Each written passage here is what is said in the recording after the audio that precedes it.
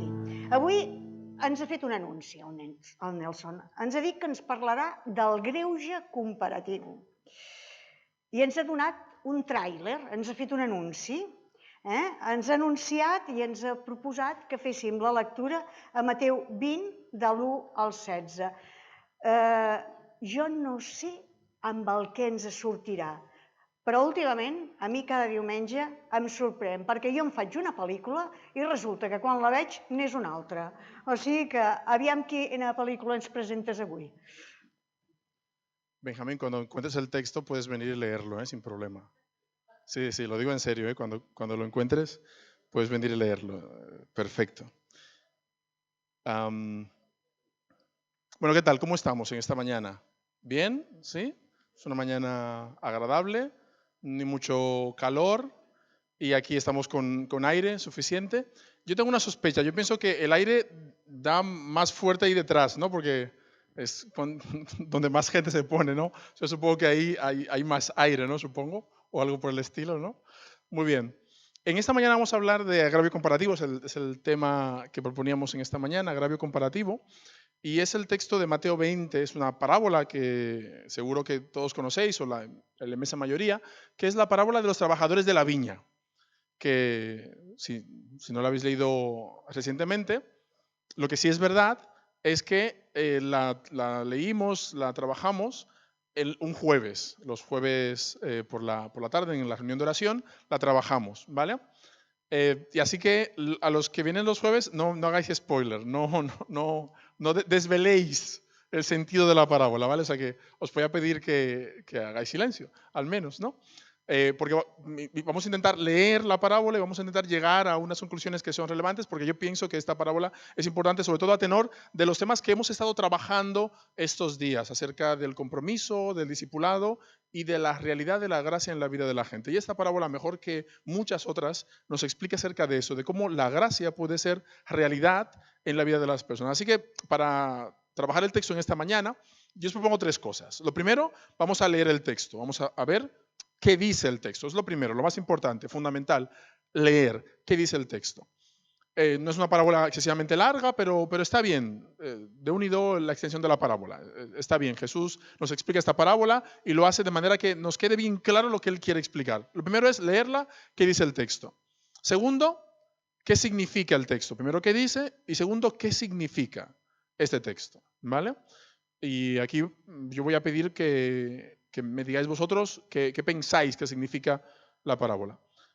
Y al final, el tercer punto de lo que me gustaría hacer con vosotros en esta mañana en relación a la parábola es cómo se puede aplicar la parábola a nuestra vida. Primero, a nuestra vida individual como creyentes, como seguidores de Jesús, y en segundo lugar, y todavía más importante, a nosotros como comunidad, como iglesia, como grupo de personas que quiere seguir a Jesús, que quiere seguir los valores del Evangelio, que quiere vivir según el mensaje del Evangelio. Así que vamos a intentar hacer ese recorrido en esta mañana.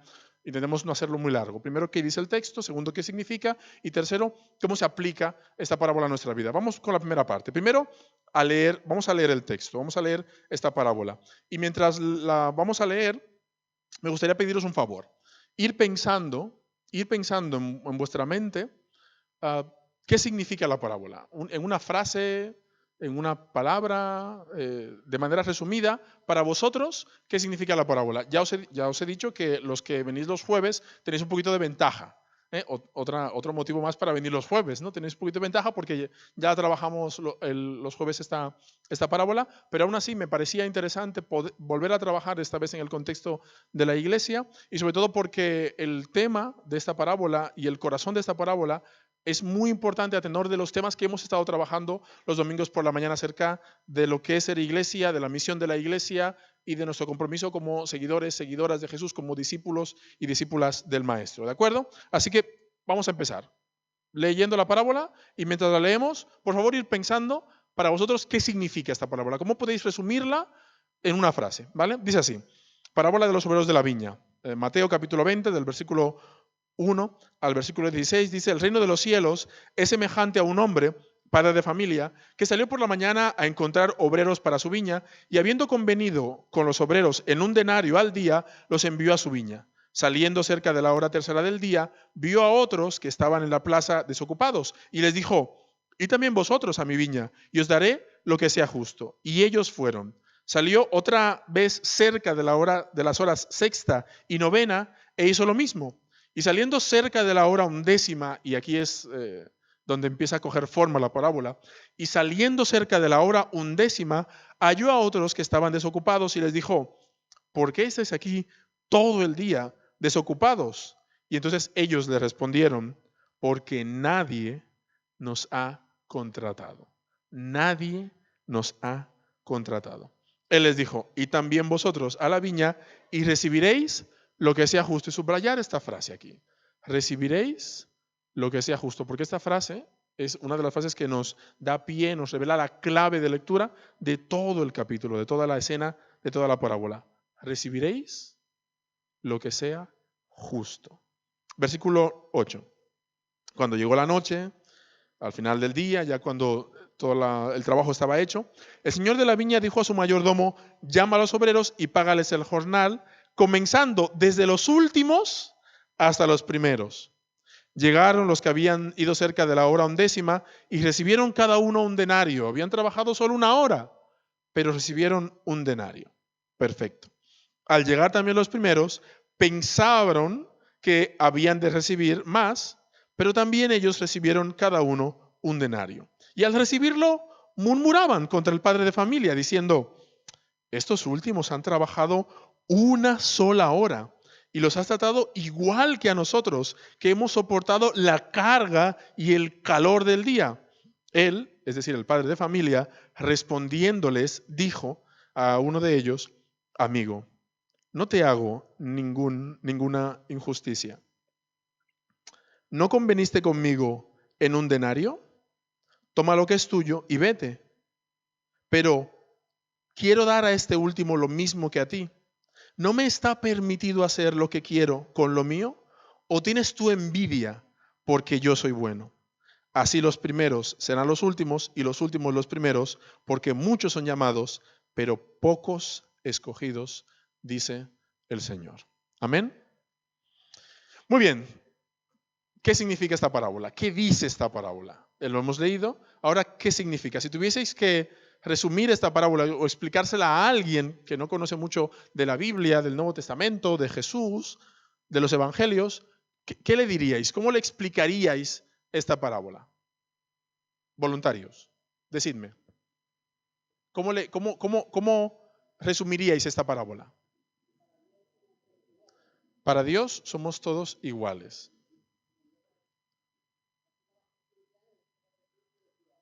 Para Dios somos todos iguales. Muy bien, gracias. Otro resumen. Todos necesitan lo justo, ¿no? Todos necesitamos lo justo, ¿no? Muy bien. Todos necesitamos lo justo, así que deberíamos recibir lo justo, ¿no? Pero en consonancia con lo que has trabajado, ¿no? ¿No? Es un agravio comparativo, ¿no? Muy bien. Si no es un agravio, ¿no? Muy bien. Más, o sea, ya va saliendo. ¿Otro resumen?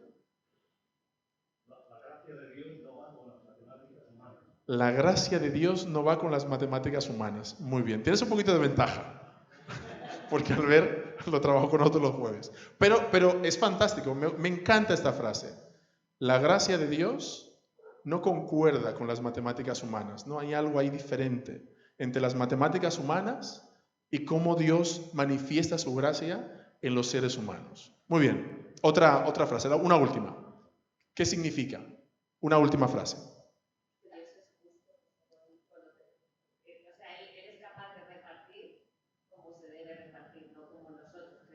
Muy bien. Dios es justo. El padre de familia es lo que les dice, ¿no? Él les dice, os daré lo que sea justo. Es esta frase, os daré lo que sea justo. Muy bien, hemos leído la parábola, nos hemos acercado a un sentido de la parábola, ahora vamos a ir desentrañando y vamos a ir reflexionando acerca de la parábola. Lo primero, fijaros, el encabezamiento de la parábola es muy claro. ¿Qué dice? Dice, el reino de los cielos es semejante a... Y es fantástica esta forma de empezar la parábola, porque nos explica la clave también de lectura, nos va a explicar acerca del misterio del reino de los cielos. Cuando tú lees los evangelios, te das cuenta de una cosa, que Jesús jamás, nunca define el reino. Eso es una cosa muy complicada, pero muy importante. Jesús, el reino es el gran tema de la predicación de Jesús. Creo que ya lo he dicho 20 o 50 veces. El reino es el gran tema. ¿De qué hablaba Jesús? Del reino. Es el gran tema de Jesús, el reino de Dios. Jesús siempre está hablando del reino de Dios. Sin embargo, jamás lo define, nunca define el reino. ¿Por qué Jesús nunca define el reino? Porque el reino es imposible definirlo. A nuestras mentes occidentales nos encantaría tener una definición del reino. Todo tiene una definición. Banco tiene una definición, bolso tiene una definición, guitarra tiene una definición, pero el reino es una realidad, un concepto que no se puede definir. Entonces Jesús, para poder explicarnos qué es el reino, nos cuenta una parábola. Nos cuenta una parábola para que nosotros entendamos que el reino no tiene que ver con un concepto abstracto ni un concepto estático, sino que tiene que ver con la vida, con la experiencia de los seres humanos. Si el reino no es relevante en la vida de las personas, entonces no estamos hablando del reino. Hablamos de otra cosa, de un invento, de un club, de un evento, pero no del reino. Si hablamos del reino, el reino tiene que ser relevante para la vida y para la experiencia de los seres humanos. Por eso la iglesia, si pretende ser reino de Dios, los creyentes, si pretenden ser ciudadanos del reino de Dios, entonces tienen que vivir de acuerdo a lo que dice el Evangelio, tienen que vivir vidas relevantes, tienen que importar su vida y la vida de las personas a las que ese reino pretende llegar. Y eso es lo más importante. Empezamos aquí. Nos va a hablar del reino y de algo que es muy importante en el reino. Y para explicarlo, nos explica la historia de un padre de familia que tiene un negocio, tiene una viña y tiene que recoger el fruto de la viña. Y para recoger el fruto de la viña hace lo normal que se hacía en aquel entonces y hoy en día a veces también se hace. Es habitual ver a personas en plazas o en lugares esperando que venga la persona que les contrate y los lleve. Y es curioso que justamente estas personas, los jornaleros, son las personas que tienen de alguna manera una situación de indefensión más grande, porque ellos no saben lo que van a trabajar durante el día, no saben cuántos días van a trabajar, no saben lo que van a cobrar. Y eso pasaba hace 2000 años en la escena que hemos leído, pero también pasa el día de hoy.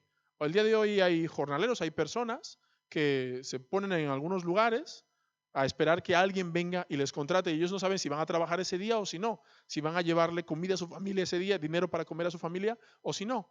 Así que estas personas son personas necesitadas de trabajo, de dinero, de justicia. Es gente que necesita para vivir. Así que este hombre se acerca y entonces ve a unos que están allí y contrata a los primeros. Desde nuestro punto de vista, al leer la parábola, ¿qué nos damos cuenta? Que los primeros seguro que eran los más grandes, los más altos, los más robustos y los que aparentaban mejor experiencia. Y entonces con ellos, el padre de familia hace un contrato verbal y les dice, mirad, venid a mi viña, trabajad todo el día y ¿qué les dice? ¿Cuánto les promete que les va a pagar? Un denario. Está muy claro.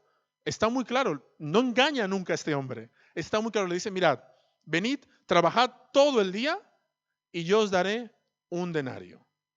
Eso es lo que voy a pagar. ¿Y ellos qué hacen? Dicen, sí, de acuerdo, me parece bien, me parece justo cobrar un denario por trabajar todo el día, así que voy a ir, voy a trabajar en tu viña, voy a estar 12 horas trabajando porque la jornada laboral no era de 8 como ahora, sino de 12 horas y el denario que me vas a pagar lo entenderé como un salario justo. Se lo prometen, hacen un contrato verbal y ellos se suben a la camioneta y se van con el hombre hacia su casa, se bajan y empiezan allí a trabajar desde la primera hora hasta el final. El padre de familia, como ve que tiene más fruto del que pueden recoger los trabajadores, sale otras veces. En rondas de 3 horas nos dice que va saliendo y va contratando gente. El padre de familia solamente les dice lo que le va a pagar a los de la primera hora, un denario. Al resto, ¿qué les dice? Os daré lo que sea justo. Os daré lo que sea justo. No les dice cuánto les va a pagar, sino simplemente lo que sea justo. Si os dais cuenta, a los otros trabajadores no dialoga con ellos, no conversa con ellos. Solamente el texto dice que fue y buscó más trabajadores. Hasta que llegamos a los de la 11ª hora. Los de la 11ª hora sí que dialoga con ellos. Veis que en el texto hay un diálogo entre el padre de familia y los de la 11ª hora. Y en el diálogo, lo primero que hace el padre de familia es preguntarle, ¿por qué estáis aquí? O sea, todo el día sin trabajar. Sois jornaleros. Vuestra vida depende de que trabajéis. ¿Por qué estáis aquí sin trabajar? La pregunta que tenemos que hacernos, y me gustaría que intentemos llegar a una respuesta, es ¿por qué esta gente estaba allí en la 11ª hora? ¿Por qué pensáis que estaban allí? Ellos le contestan eso, ¿no? Nadie nos ha dado trabajo. La pregunta es ¿por qué nadie les dio trabajo? Perquè segurament eren els menys forts, els més dèbils, els que menys bona pinta tenien, els que possiblement no els agradava l'aspecte. Desde la perspectiva nuestra, ¿qué pensáis de esto, no? Estas personas, los de la 11ª hora, seguro que eran los menos aptos para el trabajo físico en el campo. De ahí que todos los padres de familia que iban recogiendo gente durante este día, iban recogiendo a los más mejores, a los más aptos y dejando a los menos aptos allí, ¿verdad? De manera que al final, ¿qué quedan? Quedan a los que nadie les da trabajo. Quedan los marginados, los vulnerables. Y entonces a esos vulnerables nadie les da trabajo. Y el hecho de que nadie les da trabajo implica una condena a muerte, porque necesitan el dinero para vivir. Esa es la dinámica del jornalero. El jornalero tiene que trabajar en el día para llegar a su casa por la noche y tener dinero para el día siguiente.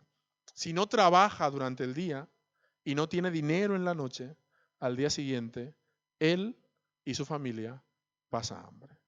Así de sencillo. Esas son las matemáticas. Esas son las matemáticas. O sea, no hay vuelta de hoja. No hay más opción. Hoy en día, gracias a Dios, tenemos un sistema de asistencia y de ayuda bastante bueno, incomparable con muchos otros lugares del mundo. Pero en aquella época, y en algunos otros lugares hoy en día, pero en aquella época sobre todo, si tú no trabajabas y a la noche no tenías dinero, al día siguiente te morías de hambre. Es decir, que eso implicaba que tú y tu familia al día siguiente no tendríais que comer. Es una imagen muy triste, ¿verdad? Muy injusta, muy penosa, pero brutalmente real. Es lo que había, no había más. Así que el padre de familia se acerca a estos jornaleros, pobrecitos, y entonces les dice, venid. Falta una hora, venid. Y aquí viene lo extraordinario, le dice, os daré lo que sea justo. Él le promete eso. A los primeros les dijo un denario y a todos los demás le dice, os daré lo que os corresponda en justicia. Lo que os corresponde en justicia. Muy bien. Ellos dicen, oh, genial, o sea, no he trabajado. Pensaba que ya no iba a poder trabajar. Se suben a la camioneta, van, llegan allí a la finca, se bajan y entonces están allí trabajando, recogiendo la uva.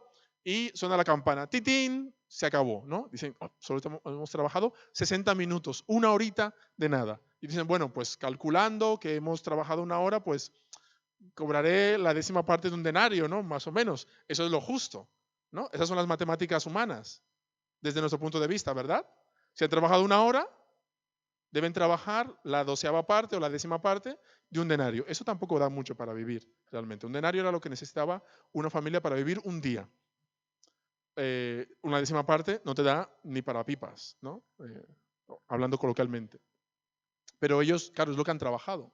Pero el padre de familia le dice al mayordomo, mira, siéntate, paga a todos el jornal y les dice, empieza por los últimos hasta los primeros.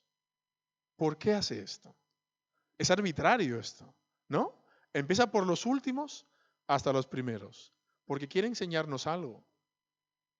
Vamos a ser testigos de una injusticia, pero esta injusticia nos dará la pista para entender un principio fundamental, una clave básica del Evangelio. ¿Cuál es la injusticia? Se sientan, el mayordomo llama a los jornaleros, a los de la última hora, están allí con la mano puesta, saca de la bolsa y les entrega un denario. Ese momento, o sea, Imagínatelo, por favor, imagínate, hazte esa imagen mental. Han trabajado 1 hora, nadie les ha dado trabajo. Ellos saben que al día siguiente su familia va a pasar hambre. Y el padre de familia les paga un denario. Les ha salvado la vida. Por un día, pero les ha salvado la vida. Para ellos, ese denario que cae en la palma de su mano es salvación. Eso es lo que significa ese denario. Salvación, vida, dignidad, comida, salud, bienestar, felicidad. Eso es lo que significa. Ese denario en la mano de los de la 1ª hora significa vida. Y sin ese denario, la opción sería muerte. Muy bien, perfecto. Ellos reciben un denario, lo aprietan con la mano. Yo me imagino que se llevan la mano al corazón y se van contentos, con una sonrisa de oreja a oreja, que se dice. Me imagino que será que habrá sido el momento más feliz de su día, ¿no? Perfecto. Y estaban los otros, los de la 1ª hora, estaban aquí un poquito más a un costado, viendo cómo le pagan un denario. Y al pagarle el denario, claro, ellos también hacen sus matemáticas, ¿no? Dicen, si a los que trabajaron 1 hora les han pagado un denario, a mí que he trabajado 12 horas, 12 denarios, ¿no? O sea, ¿no? Sale a 12 denarios el día. Es fantástico también, es un pago brutal. Es un pago brutal. Es como tener sueldo de diputado, por decirlo de alguna manera, ¿no? Imagínate, sueldo de diputado. Entonces ellos hacen su cálculo y dicen, oh, perfecto, hemos hecho el agosto. Estupendo, genial. O sea, este hombre sí que sabe, este padre de familia es el mejor del mundo. Llegan allí a la cola, el mayordomo saca un denario de la bolsa y lo pone el denario en la palma de su mano. Entonces ellos se quedan mirando el denario, miran al mayordomo y miran a los de la 1ª hora. Vuelven a mirar a la palma de la mano, miran al mayordomo y miran a los de la 1ª hora.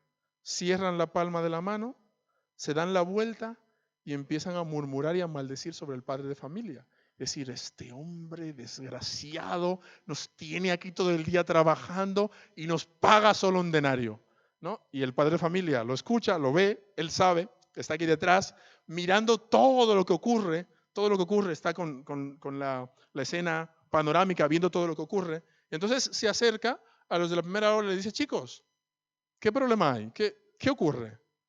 Y le dice, que nos has pagado un denario.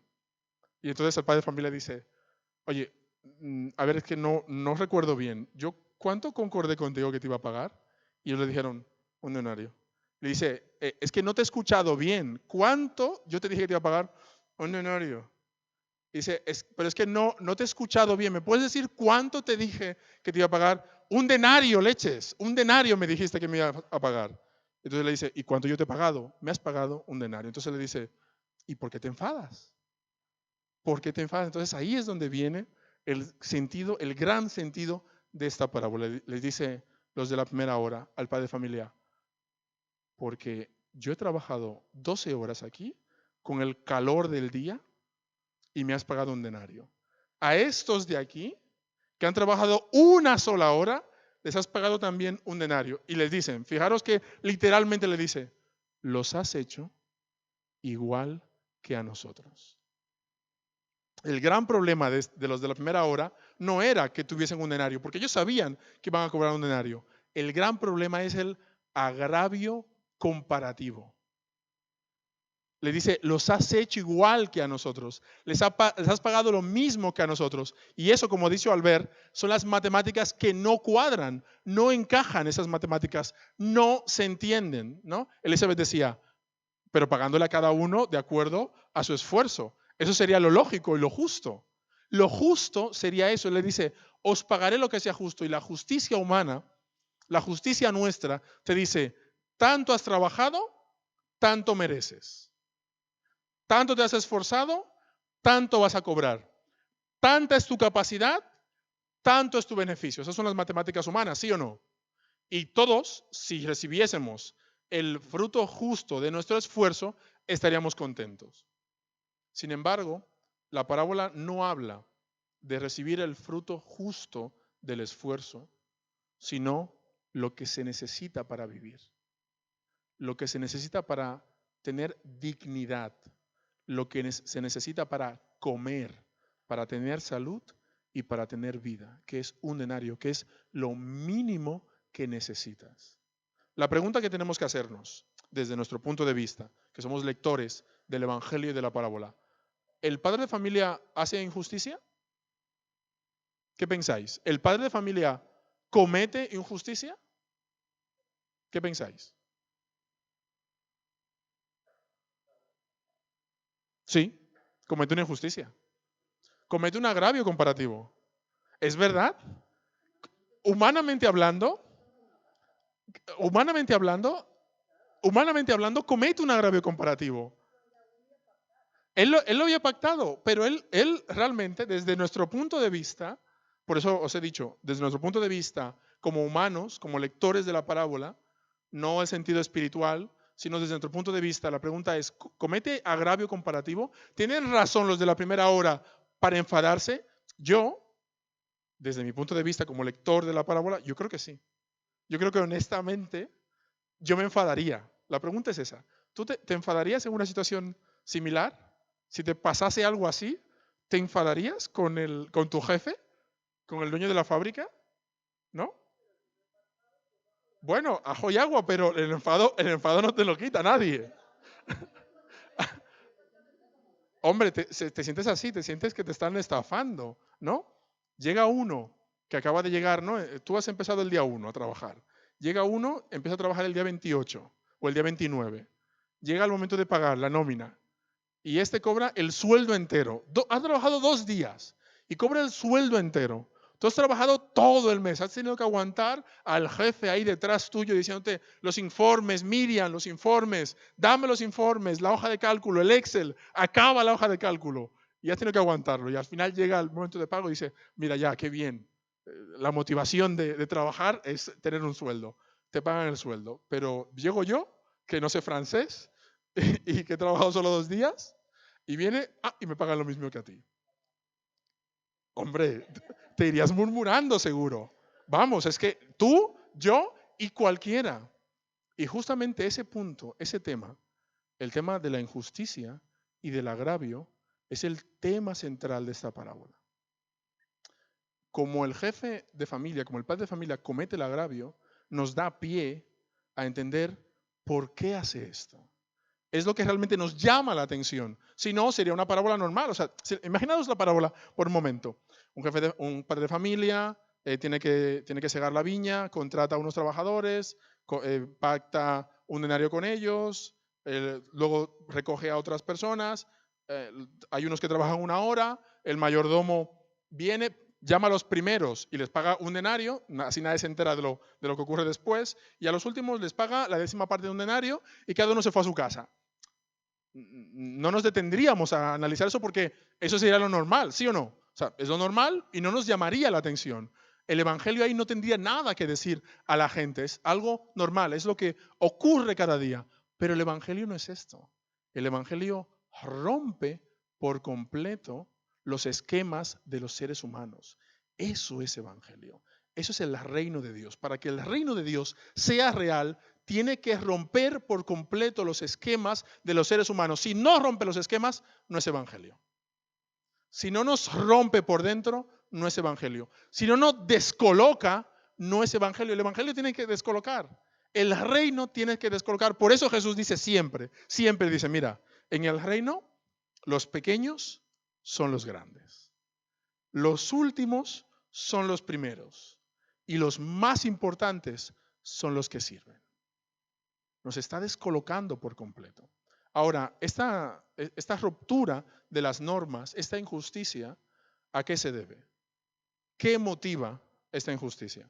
Fijaros, esta injusticia la motiva un tema recurrente en todo el Evangelio, y es la necesidad de la gracia de Dios en todas las personas. Como dijimos antes, ese denario significaba la vida. Sin ese denario, la familia moría. Literalmente, o sea, lo puedes explicar como quieras, lo puedes dibujar como quieras. Sin ese denario, la familia moría. Con ese denario, la familia puede vivir. Los niños pueden comer. La mujer puede comprar comida. Pues estamos hablando de una sociedad machista y patriarcal. Pero bueno, ya me entendéis lo que estoy hablando, ¿no? Eso significa vida para el día siguiente. Sin el denario, muerte para el día siguiente. todos necesitaban el denario, tanto los grandes, robustos y experimentados como los menos aptos para el trabajo. Todos y cada uno necesitaban el dinero, necesitaban comer y necesitaban vivir. Y eso mismo pasa con nosotros a la hora de acercarnos a Dios. Todos necesitamos la gracia de Dios. Ninguno sin la gracia podríamos estar aquí. Y ocurría una cosa en la época de Jesús, y es que algunas personas pensaban que porque llevaban muchos años en el Evangelio, porque se sabían la Biblia de memoria, porque tenían una vida recta y ordenada, estaban más cerca de Dios, iban a cobrar más denarios que el resto. Y entonces, ¿qué hacían? Miraban por encima del hombro a todos los demás. Ellos pensaban que estaban cerca de Dios y que Dios era favorable para con ellos. Ellos pensaban que Dios estaba contento con ellos y por eso, porque Dios estaba contento, ellos tenían lo que tenían. Tenían una vida ordenada, ganaban bastante dinero, estaban bien vestidos, estaban sanos y tenían un estatus más alto que los demás. Y el resto de personas, gente pobre, gente enferma, gente marginada, gente excluida y gente que estaba sufriendo, esos seguramente habían hecho cosas malas, Dios estaba enfadado con ellos y por eso estaban como estaban. Y entonces la sociedad, la realidad religiosa, social, familiar, toda, vivía una ruptura entre un grupo privilegiado y un grupo menos privilegiado. O no hablamos de menos privilegiado, un grupo que vivía absolutamente marginado y vulnerable. Y entonces los que estaban bien decían, estamos bien porque Dios quiere que estemos bien. Y esos están mal porque Dios quiere que ellos estén mal. Y entonces ese discurso era el que se vivía cada día en las calles de Jerusalén. Y cuando entra Jesús en escena, intenta explicarnos todo lo contrario. Y si os dais cuenta, a lo largo de todo el Evangelio, esta enseñanza, la enseñanza de que Dios es un Dios de justos e injustos, es un Dios de píos y de impíos, es un Dios de malos y de buenos, se repite en todo el Evangelio. Algunos ejemplos. Cuando Jesús come en casa de Leví Mateo, ¿os acordáis lo que ocurre? Que también los fariseos están criticando a Jesús diciendo, vuestro maestro come con los pecadores. Y Jesús se levanta y dice, normal, los enfermos van al médico, los que no están enfermos no van al médico. Ellos están enfermos, yo soy el médico y por eso tengo que estar con ellos. Si tú estás sano, no vas al médico. O por ejemplo, la parábola del hijo pródigo, que es un nombre erróneo, el hijo pródigo. Debería ser la parábola del padre amoroso. La parábola del hijo pródigo, ¿cómo acaba? Acaba con los dos hermanos peleados.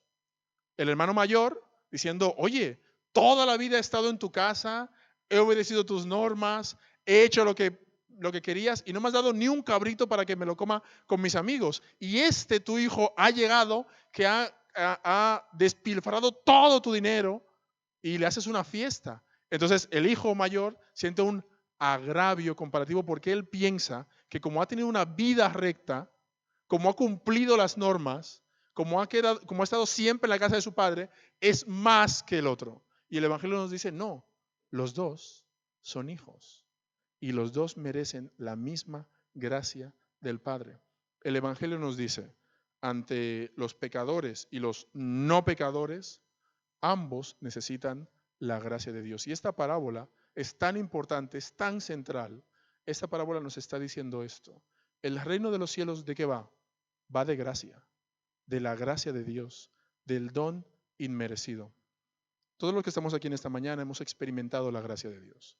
Todos los que estamos aquí en esta mañana, en algún momento de nuestra vida, éramos los de la 11ª hora.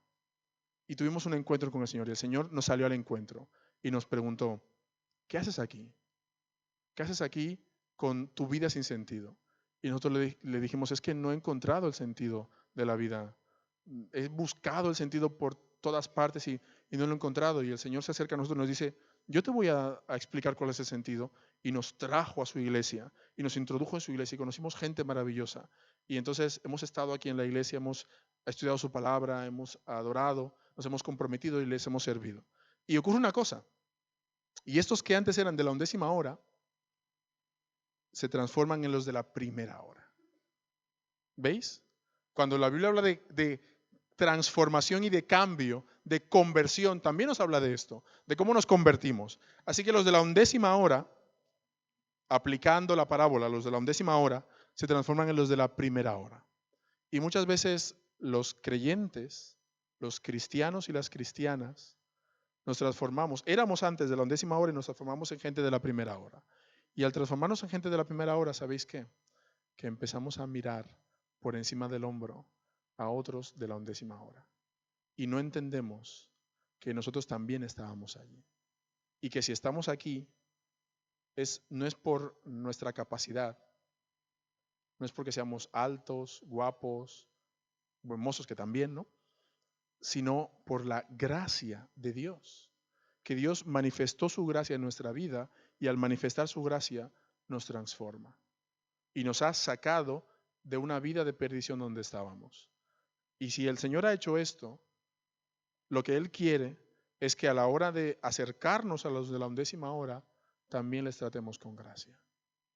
También que la gracia sea la manera en la que nos relacionemos con las demás personas. Pensar que porque soy creyente, porque soy cristiano, porque leo la Biblia, porque vengo a la iglesia, soy mejor que los demás, soy mejor que el que no viene a la iglesia, que el que no lee la Biblia, que el que no conoce de Dios, es no haber entendido el Evangelio. El Evangelio nos habla de que todas las personas, los de la primera y los de la 11ª hora, necesitamos la gracia. Y solamente la gracia nos salva. Y me gustaría sugeriros o proponeros en esta mañana una aplicación de esta parábola. Os he dicho que íbamos a leer el texto, interpretar el texto y luego en último lugar aplicar el texto. Me gustaría proponeros dos aplicaciones. Una aplicación individual y una aplicación comunitaria. Aplicación individual. Entender que todo lo que tenemos es por gracia. Todo lo que tenemos es por gracia. Pablo lo dice en 1 Corintios. ¿Qué tienes que no hayas recibido? Y si lo recibiste, ¿por qué te enorgulleces como si no lo hubieras recibido? Le dice Pablo a los corintios. Los corintios conocéis esta iglesia. Era una iglesia que tenía todos los dones. Era una iglesia rica económicamente. Era una iglesia influyente. Y Pablo le dice, estáis hinchados de orgullo. Y eso no es así, porque todo lo que tenéis es por gracia. Los dones es por gracia. Si haces algo, si tienes algo, es por gracia. Así que, aplicación personal, entender que todo lo que tenemos es un regalo de Dios. Es un regalo. El Señor tuvo misericordia de nosotros. En un momento de nuestra vida nos encontró allí tirados, como los de la 11ª hora, nos rescató y nos llevó a su casa. Y entonces, si esto es así, debemos estar agradecidos del Señor. Aplicación personal. Aplicación comunitaria. La iglesia, si quiere ser proyecto del reino de Dios, tiene que prestar atención, sobre todo, a la gente de la 11ª hora. Si os fijáis en la parábola, el Señor dialoga, establece un diálogo con los de la primera y con los de la última hora, con ambos. En medio, para hacer más fluida la parábola, no nos explica el diálogo, simplemente nos dice que queda con ellos, ¿vale? Pero fijaros, lo que quiere decir esto es que el padre de familia dignifica a los de la última hora, dialoga con ellos, les hace iguales a los de la primera hora. Y ese es el gran milagro de la parábola. Los de la primera hora lo entendieron. Dice me enfado porque a estos los has hecho iguales a mí. Y ellos no tienen derecho de ser iguales a mí. Yo tengo que ser más, tengo que estar por encima. En la iglesia jamás deben darse estructuras de dominación y de unos por encima de otros. Todos somos iguales. Si la iglesia es proyecto del reino de Dios, tiene que ser una comunidad de iguales. Una comunidad donde todos son iguales. Tanto los de la primera hora, los de la tercera hora, los de la sexta hora, los de la 9ª hora y los de la 11ª hora. Tanto una persona que lleva 60 años en el Evangelio como una persona que acaba de entrar por allí y está buscando al Señor. Todos somos iguales porque la gracia, si algo hace la gracia, es que nos iguala a todos, porque todos necesitamos la gracia de Dios. Y si queremos ser una comunidad que refleje los valores del Evangelio y los valores del reino de Dios, tenemos que esforzarnos porque en esta comunidad todos nos sintamos iguales. Si todos no nos sentimos iguales, quiere decir que algo está fallando. Si alguien se siente menospreciado, se siente marginado o se siente excluido, entonces quiere decir que algo de la predicación de Jesús, del mensaje del Evangelio y del proyecto del reino de Dios, algo no funciona. Y no es tarea simplemente del pastor o de los diáconos, sino es tarea de toda la comunidad, hacer sentir bienvenido, acogido y dignificado a todos los que formamos esta comunidad. Y eso es lo que realmente nos está diciendo esta parábola, que la gracia de Dios impacta la vida de la gente y hace que la gente que se sentía de la 11ª hora, al final pase a ser gente de la primera hora. Y pasar a ser gente de la primera hora no significa marginar a los demás, sino que significa que delante de Dios todos somos iguales. Y me gustaría pediros en esta mañana que nos esforcemos en esto, en que esta iglesia, en que esta comunidad sea un fiel reflejo del reino de Dios, del proyecto del reino de Dios, un proyecto que trata a las personas desde la gracia, no desde lo que se merecen, sino de lo que necesitan. ¿Tú necesitas la salvación eterna? Sí, yo también la necesito. Pero esa persona que acaba de entrar también la necesita. Todos la necesitamos.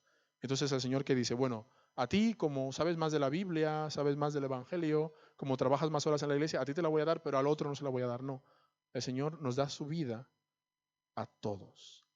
Y en la iglesia la dinámica que tiene que construirse es una dinámica de igualdad, una comunidad de iguales que trata de manera digna a todas las demás personas. Y como os he dicho, ese no es el trabajo simplemente del pastor o de los diáconos, sino de toda la comunidad, que toda la comunidad entienda que estamos aquí para dignificar la vida de la gente. Y si hacemos esto, hermanas y hermanos, por favor escuchadme, si hacemos esto, entonces esta comunidad, esta iglesia, será un fiel reflejo del reino de Dios. ¿Me acompañáis a hacer una oración, por favor?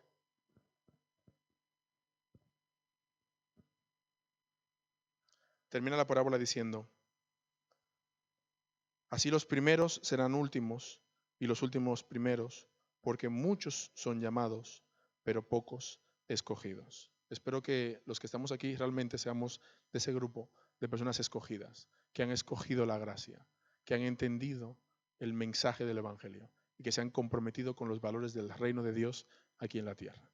Señor, muchas gracias por esta mañana porque has hecho el regalo de la vida, el regalo de la gracia, porque nos permites degustar y disfrutar el mensaje del Evangelio a través de tu palabra, a través de lo que allí contiene, pero también porque nos das la oportunidad de hacerlo realidad y hacerlo vida en comunidad como esta mañana lo hemos hecho, Señor. Permite que no nos quedemos aquí simplemente con el discurso, sino que en nuestros corazones y en nuestra mente esta pequeña semilla pueda fructificar y nos comprometamos realmente con esto, con una vida de gracia, dándote gratitud por habernos escogido, pero también entendiendo que tu palabra y el mensaje de esperanza también le hace falta a las personas que tenemos al lado y que podamos tratar a la persona que tenemos al lado también con dignidad y con justicia, porque es así como tú también lo haces, Señor. Te lo pedimos y te damos infinitas gracias en tu nombre. Amén.